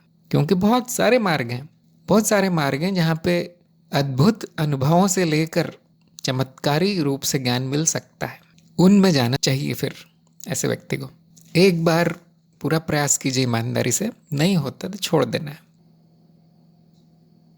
क्योंकि यहाँ से केवल आपको सहायता पहुँचाई जा सकती है। ये पाठ बना दूँ, वो वीडियो बना दूँ, ये लेख लिख दूँ, इस प्रश्न का उत्तर दे दूँ, बस इतना ही किया जा सकता है। ज्ञान नहीं दिया जा सकता, ज्ञान किसी को दिया नहीं जा सकता। ज्ञान लेने की चीज़ है, देने की नहीं। कृष्ण प्रिया ने कहा है, मैं भी बहुत अज्ञानी थी, मगर आत्मज्ञान के पाठ ने मेरा सारा अज्ञान उजागर कर दिया। अब पता चला मेरा मार्ग, ये मेरा मार्ग है। सभी लोग तो अज्ञानी है, सभी अज्ञानी आते हैं यहाँ पे, ज्ञानी क्यों आएगा? हाँ, ये जो कार्यक्रम है अज्ञान को उजागर कर देता है, कोई ज्ञान मिलता नहीं यहाँ खास। तो बस इतना ही होगा। फिर भी आपको थोड़ी और कोशिश करनी चाहिए कृष्ण प्रिया को, क्योंकि आपका भी काफ़ी अज्ञान बचा है। जो सामने है, जो प्राकृतिक है, जो सीधा सरल सहज है, वो देखिए क्या है। उससे ये उम्मीद नहीं करना है कि ये चमत्कार हो जाएगा, मेरा जीवन बदल जाएगा, मनोस्थिति ऐसी थी वैसी हो जाएगी। कुछ नहीं होगा, या कोई ज़रूरी नहीं कि सब हो, किसी किसी का हो भी जाएगा। क्या होगा? एक बात की गारंटी है कि अगर ज्ञान हो गया तो विरक्ति हो जाएगी। वो व्यक्ति ये भी नहीं कहेगा कि मैं अज्ञानी था। क्यों कहेगा वो? मैं अनादिकाल से न ज्ञानी हूँ न अज्ञानी, ये कहेगा वो।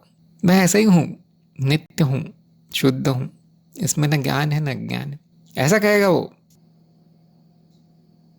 फिर भी मैं जानता हूँ आपने माया के स्तर पे बात कही है, किसी को कोई चिंता नहीं है फिर कौन अज्ञानी था कौन नहीं था। तो जिसको अज्ञान है वो कोशिश कीजिए ज्ञान लेने, जिसको ज्ञान हो गया है भूल जाइए कि मैं क्या था, मैं कुछ नहीं था। क्या ये आपका मार्ग है? क्यों? क्योंकि वो मार्ग नहीं है, देखिए मार्गहीन है। ज्ञान होते ही मार्ग समाप्त, प्रमाण मिलते ही समाप्त। सबसे बड़ा प्रमाण क्या है? मेरे होने का। उसके बाद कोई मार्ग नहीं है। उसके बाद आप कितनी भी किताबें पढ़ते रहिए, कितने भी आश्रमों में कितने भी गुरुओं से मिलते रहिए, वही वही दोहराएगा। जो आप जान चुके हैं वही अलग अलग शब्दों में दोहराएगा। यहाँ कोई मार्ग नहीं है, ये मार्ग का अंत है। ज्ञान मार्ग सभी मार्गों का अंत है, अंतिम है ये।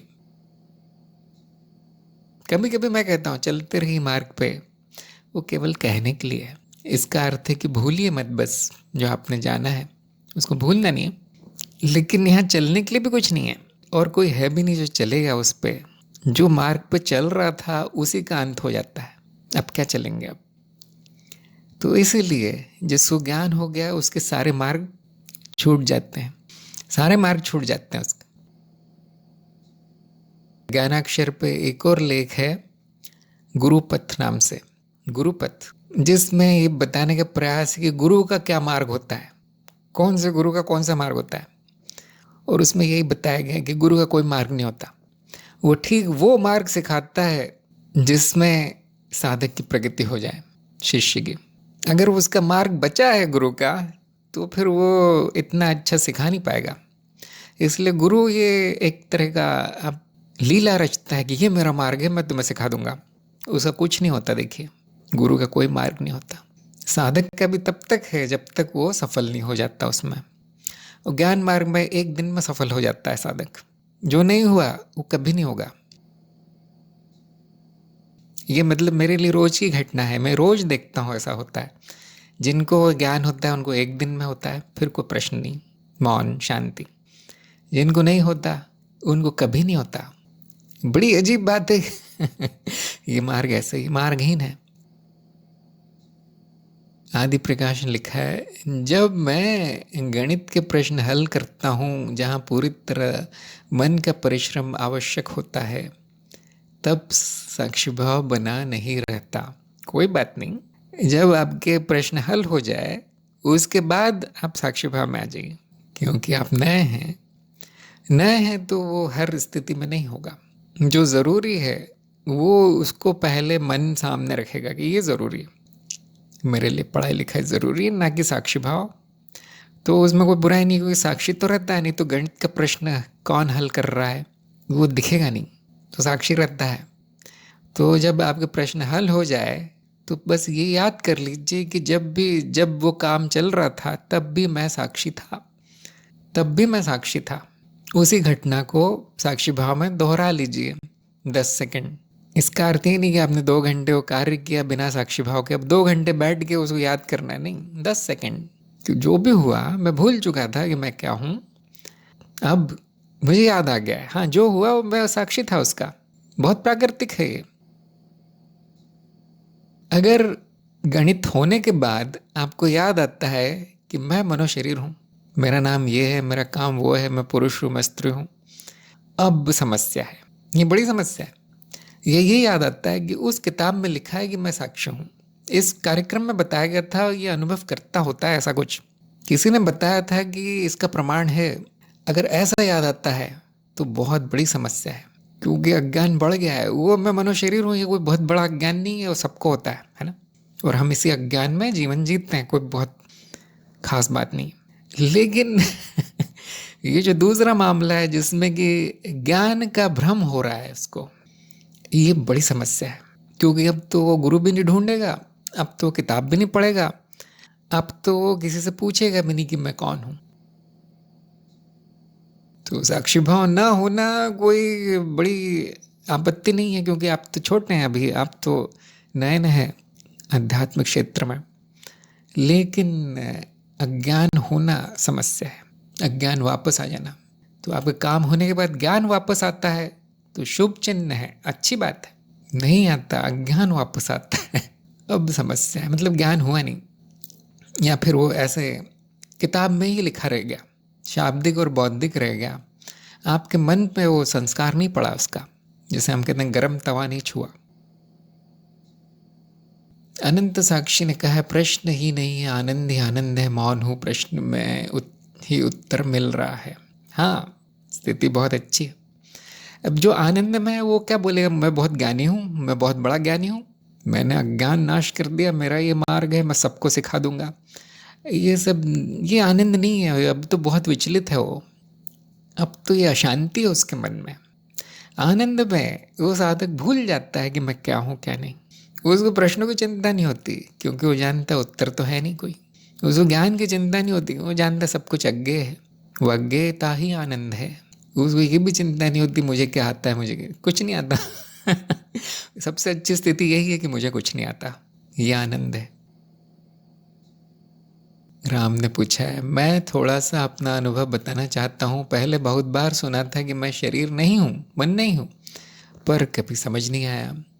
जब ज्ञान दीक्षा चरणबद्ध तरीके से की, गुरु के निर्देशों का पालन किया, तो स्वतः ही सब कुछ स्पष्ट हो गया। हाँ जी, आप भाग्यशाली हैं देखिए, और आपका कार्यक्रम सफल हो गया, प्रमाण पत्र मिल गया। उस प्रमाण पत्र का कुछ अर्थ है ना, तो बहुत अच्छा फल आया। अब उसको याद रखिए बस, और कुछ नहीं करना है। फिर लोग ये भी पूछते हैं, नहीं तो फिर ये किताब नहीं पढ़ूं क्या, मैं वो दूसरा मार्ग नहीं करूं क्या, मैं और कुछ नहीं करूं जीवन में। कुछ ना करो इसका अर्थ ये नहीं है।